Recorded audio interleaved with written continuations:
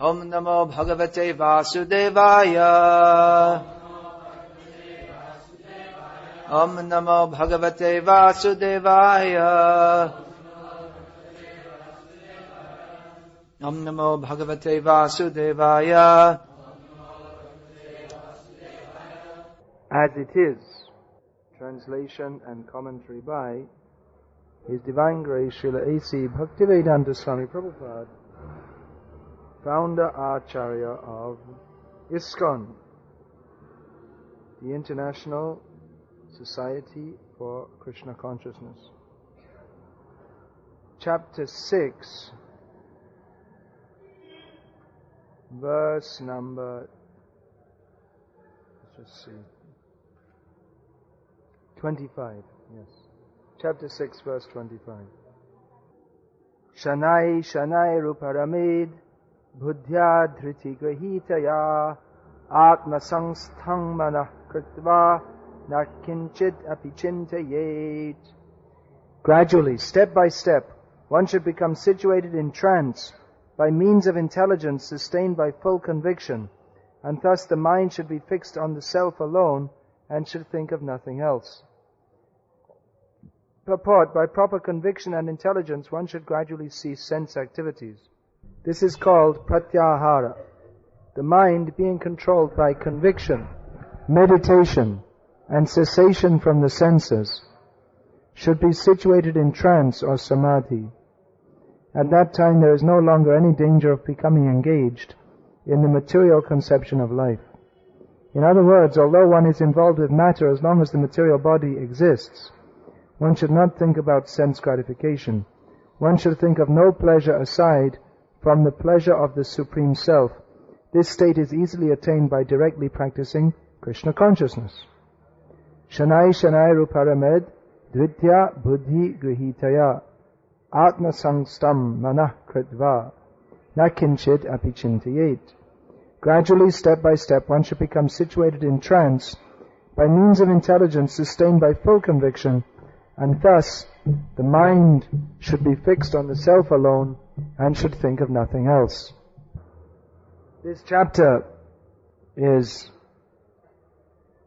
giving direction on the Dhyana Yoga process. Bhakti Yoga surpasses Dhyana Yoga because the object of Dhyana Yoga is Dhyana avastata tadgatena manasa pashyanti yam yogina. Who is that person the yogis are supposed to see in meditation is Lord Vishnu. As we were discussing yesterday, the goal of the yogis is simply to see Lord Vishnu and meditate upon him. But the mystic yogis, but the bhakti yogis, they directly see Lord Vishnu in the deity form and serve him. So automatically, by beginning bhakti yoga, you're automatically on a more advanced platform than that of the dhyana yogis. Nevertheless, many of the instructions in this chapter are also applicable to bhakti yogis. Because yoga means the process of taking our mind away from the material contamination and fixing it on the Supreme. So many of the instructions in this chapter are also quite applicable in bhakti yoga. Even the posture. It's mentioned how one should sit with his back straight. So this is very important in dhyana yoga, which is a mechanical process, but even that is useful in bhakti yoga. For instance, if you sit like this, your posture also affects your consciousness, and your consciousness also affects your posture. Someone who is feeling depressed and someone who's feeling confident, they'll be back straight. So the two things affect each other. If the back is straight, then it will be easier to keep fresh and alive and alert. Whereas if you're drooping, then you're more liable to fall asleep. That's why you shouldn't chant jap lying down. Have you ever seen someone lying with their beads? Relaxed. But that's not proper. You should sit. Actually, you're supposed to sit for jap. Sometimes our devotees walk. I walk up and down. Prabhupada also used to. So these things are also helpful. Now, the instruction given in this verse, that's also very useful for bhakti yogis. Shanai Shanai, step by step.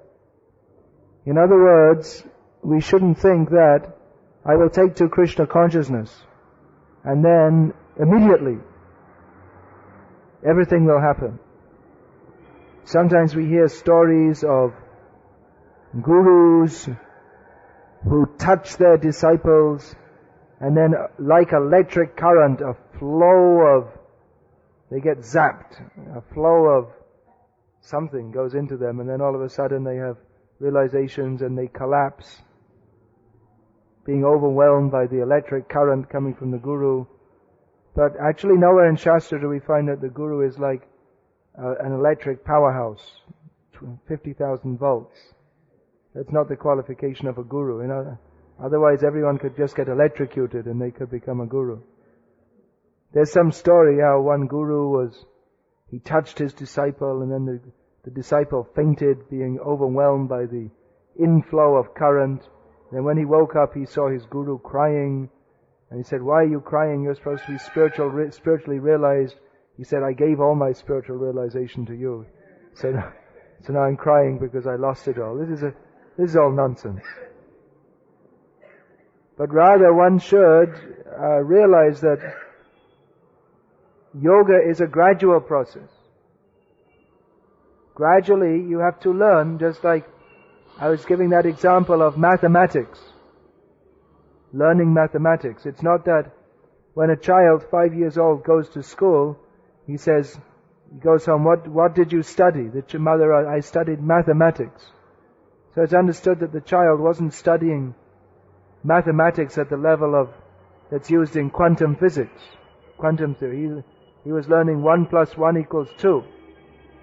So he's studying mathematics. And if he goes on, and if he's qualified and intelligent and works hard, then by the grace of his teachers at some point in time, he may be doing mathematical equations for solving quantum theory problems. But you can't expect that will happen very quickly or very soon. It takes time. It takes training. It takes determination. It takes intelligence. These are two qualities which are mentioned here. Determination and intelligence. To be successful in any endeavor that's worth being successful in requires patience, shanai shanai, step by step, determination and intelligence. These are qualities needed. These qualities are also mentioned in the Upadeshamrita of Rupa Goswami, in which he says, what are the qualities required for becoming advanced in Krishna consciousness? Utsahan, Nisriyat, Dharyat, Tat Kama Pravartanat, Sangha Tyaga, Sato Vrite, Shadbhya Bhakti Prasiddhyati. 6 qualities which increase our devotion: enthusiasm, determination, patience, Tat Kama Pravartanat, performing all the prescribed duties, giving up bad association and following in the footsteps of previous acharyas. Or Sato Vrite can also mean to lead one's life in a very honest, straightforward kind of manner, not to be a cheater or a duplicitous person. So these are some of the prominent symptoms which help a person to become advanced in Krishna consciousness. So buddhya, here it's mentioned buddhya, intelligence. So shanai shanai, that means step by step. That means patience, as recommended by Rupa Goswami. And dritya, that's also buddhya, driti, the determination. That determination or conviction, that's also mentioned by Rupa Goswami. Nischayat, that firm conviction and determination. And then buddhya, actually all of these things can become within intelligence. If one is intelligent, he will take to the process of Krishna consciousness, and therefore he will remain enthusiastic, he will remain determined, he will carefully follow in the footsteps of the previous acharyas. Everything comes from intelligence, purified intelligence. Intelligence, by intelligence we can go to hell, we can go to heaven, or we can go to Krishna. So intelligence means what is our conviction? What do we fix our consciousness on? Intelligence that is purified by hearing. If we have contaminated intelligence, then our intelligence will work in such a way that we can go to hell. There are many intelligent people in the world. Sometimes it's said that intelligence is required to come to Krishna consciousness. That's certainly true. But then the question may come that why isn't it that there are so many intelligent people in the world, highly intelligent people? Why don't they all take to Krishna consciousness? We see that many people take to Krishna consciousness. They're not very materially qualified, or even not, they may not be PhD material. Or even if the devotees are materially intelligent, there are others who are more materially intelligent than them who are not interested in Krishna consciousness. So here intelligence doesn't mean the intelligence which is inherited as one's punya karma. It doesn't mean material intelligence, but it means intelligence. What are the functions of intelligence? The main function of the intelligence on the spiritual level is to discriminate. What is one's own best interest? Spiritual intelligence begins with discriminating between spirit and matter. Someone may be very materially intelligent, but not at all spiritually intelligent. Therefore, he cannot even begin to make spiritual inquiries.